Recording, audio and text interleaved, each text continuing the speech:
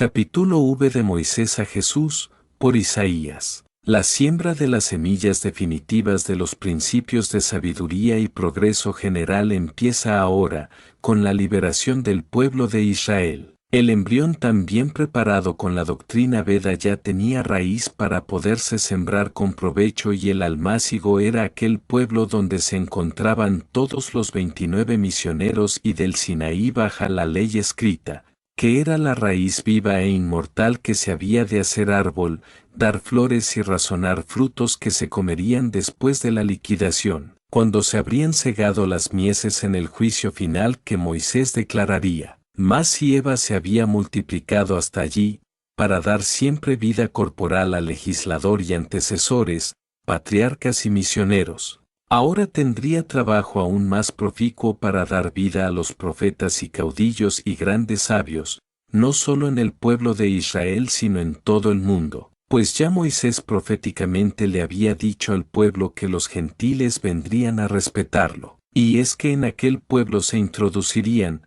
porque era de justicia, los espíritus de los supremáticos primitivos y adulterarían las doctrinas y leyes que se le daban al pueblo de Israel, y teníamos que aceptarlo así porque no de otro modo podríamos dominar y fundir toda la humanidad en la raza adámica, extendida ya por consanguinidad en toda la tierra, pero que allí quedaba el tronco. Más había el gran foco de población en la China, donde Sarabasti dejó grandes afinidades y memoria de su paso, por sus prédicas que quedaban dadas en ley por su hijo Brahman, pero que la demasiada riqueza y aún sabiduría de la China pujaban demasiado, y había que renovarle las leyes entonces con arreglo a la ley del Sinaí, y aparece Cayap que dio vida a Cai Huchen, Confucio, que dio la ley de su nombre, moral y religiosa, y esto era 3 siglos más tarde de Moisés, a los 24 siglos de Adán y Eva, cuyas doctrinas de Confucio son estudiadas por todos los sabios de todo el mundo, y en la comparación no encuentran diferencias entre aquellas y las del Veda y las de Jesús, y claro está pues son los mismos, aunque como es natural haya diferencias en algunos conceptos, dado el estado de cada tiempo y el ambiente en donde se daban. Aquí Cayap deja su deber cumplido en aquella dilatada región y tiene que tomar carne en medio del pueblo de Israel, que lucha para hacerse pueblo con los territorios prometidos a Abraham, Isaac y Jacob. Aparece en Israel para fundar la casa de los reyes o familia de David, siendo abuela de éste por ser mujer de Saúl, pero tiene que correr en auxilio de las mujeres de Cariandá que huían de su territorio invadido por los griegos, y en Cariantiarín, donde posaba el arca rescatada a los filisteos. Les sirve de ayuda y consuelo a aquellas valerosas matronas cariandanas, y tenía autoridad porque ya su hijo Saúl había sido ungido por Samuel, y su nieto David crecía y sería el sabio rey que estabilizaría la justicia y la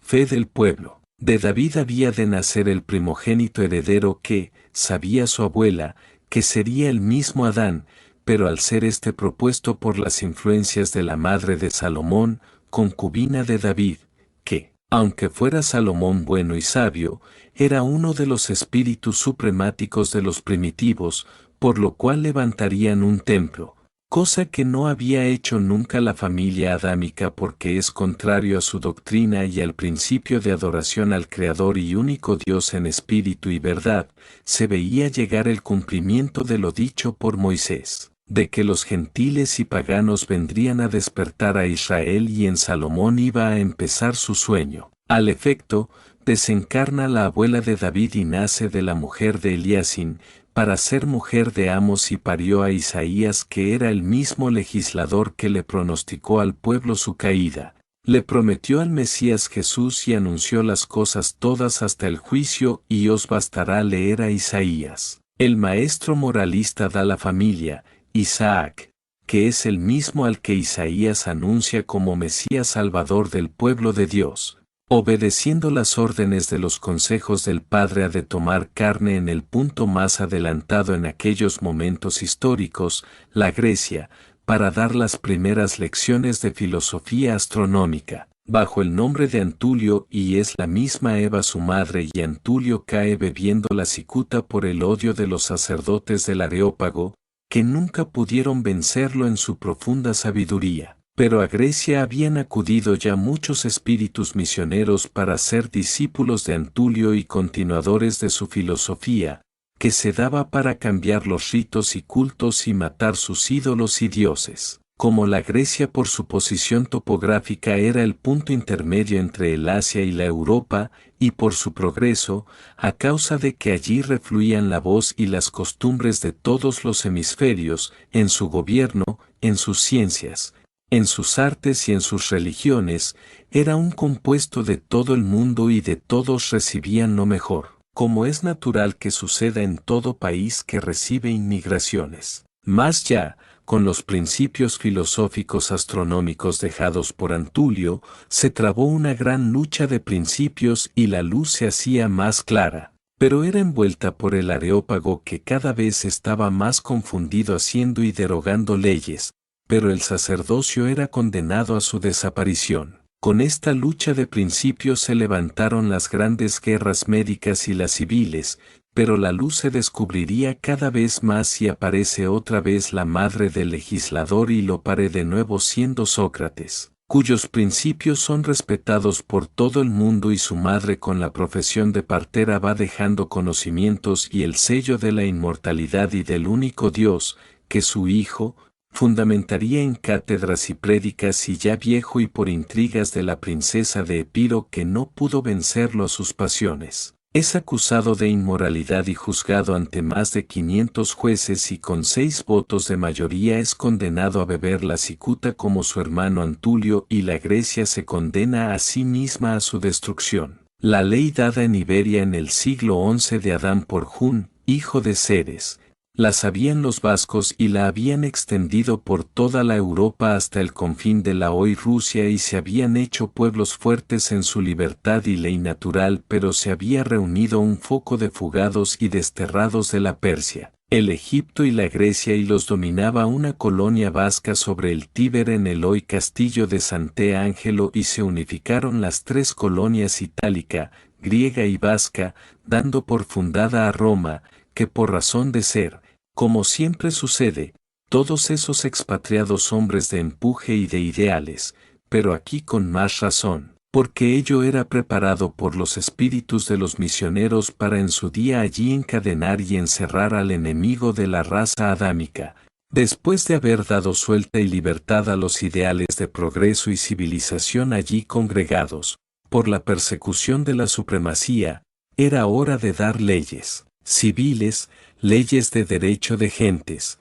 conforme al progreso ya ganado y porque se terminaba la siembra en toda la tierra y para madurar y sazonar y recoger los frutos eran necesarias otras leyes más materiales dentro de las leyes del espíritu y se requerían para eso otro maestro de más altos vuelos que el legislador de siempre y porque para ese entonces 9 veces había escrito la ley, en 9 partes del mundo, quien debía dar esa ley civil de derecho común que había de regir civilmente a todo el mundo, al descender a la tierra la familia misionera, el maestro de los maestros, el único que habló a Abraham, Isaac y Jacob y dictara la ley a Moisés en nombre de él y Jehová, el Espíritu de verdad que nos había dicho, y de que cuando más álgida sea vuestra lucha yo vendré a vosotros como hombre y os ayudaré. Ahora se requería su sabiduría hecha hombre y ya en Roma habían aparecido como hombres algunos misioneros de la familia, que empezaron a idear el gobierno civil plebiscitario, para tener preparado el terreno al maestro superior y allí nace la mujer intrépida para ser la madre del espíritu de verdad hecho hombre. Oh, Eva. Oh, María, ya era ese bastante galardón a tus grandes méritos, pues la luz, potencia y sabiduría de todo el plano primero se encerró en tu vientre y se amamantó de tus pechos de madre. Aparece el Espíritu de verdad y es Servio Tulio, que dio constituciones, hizo la federación de las 30 ciudades del Lacio, estableció las ferias latinas, dejando ya en marcha la República Romana, para conquistar el mundo y llevar las leyes que se daban, y tal habrá sido que aún hoy se estudian para el derecho de gentes. Ya tenía espíritu de verdad, lazos creados por esa existencia para seguir viniendo a la tierra, y vino siendo Duilio Cayo, y hasta Cicerón, y todos los grandes legisladores y senadores romanos eran los mismos misioneros, apoyados en las constituciones de Servio Tulio, que empujaba a Roma a conquistar al mundo antes que cayeran allí los espíritus primitivos que la convertirían en un lodazal, en una gran casa de prostitución, pues no otra cosa fue nunca su mayor pasión que el goce de la carne y el crimen que en ella tenía su origen, y esto lo sabían, pues lo había dicho Isaías. Hasta aquí Eva María ha parido siempre al legislador, muchas veces a Jesús y alguna vez a todos los misioneros, y su raza está difundida y dominando en todo el mundo. Las leyes dadas en la tierra por Servio Tulio y Duilio Cayo y sus discípulos, que eran los misioneros, eran las mismas que había regido a Neptuno en su sexto día, y os lo digo porque tengo especial encargo del Espíritu de verdad, para que sepan los hijos de la tierra el parentesco material, moral y espiritual que tienen con aquel mundo del que en nuestro espíritu los misioneros traíamos la esencia de los cuerpos que ostentaban allí, por lo que no solo espiritual como hijos del mismo Padre Elohim, sino materialmente somos hermanos de los neptunianos, y porque son mayores, somos carne de su carne. Ya María es María, y además de muchas existencias que no anoté y nombres que omití, en mi deber de obligar al hombre al estudio y registro de los anales en todo el mundo, y así hacer historia verdad. Porque han de querer saber los hombres todos los nombres de la madre en las existencias señaladas del legislador, y algunos otros de sus hermanos aquí señalados y nacidos de ella, lo que los ha de llevar por deber a buscar esos nombres, y esto lo hago en justicia, porque así han de encontrar pruebas escondidas por nuestros implacables enemigos. Para el conocimiento de la grandeza de María bastan los nombres que ostentó y he señalado, desde Eva a María, que son Eva, Ceres, Noema, Sara, Rebeca, Sarabasti, Jacabel, Cayab. María, que cada uno en sí es tanto o más grande que el de María, de lo que habéis de deducir el porqué de su grandeza, potencia, sabiduría y amor. ¿Conocéis ahora, madres amorosas, a María? Hemos llegado pues desde Eva a María en Nazaret, en el Gólgota y en Zaragoza, dándoos el beso de paz al expirar en los brazos de su Jaime, que hoy os lo da siendo el Anticristo, que os pide que en todo momento y en toda aflicción, como hijos, esposos o madres, llaméis a María madre y no virgen.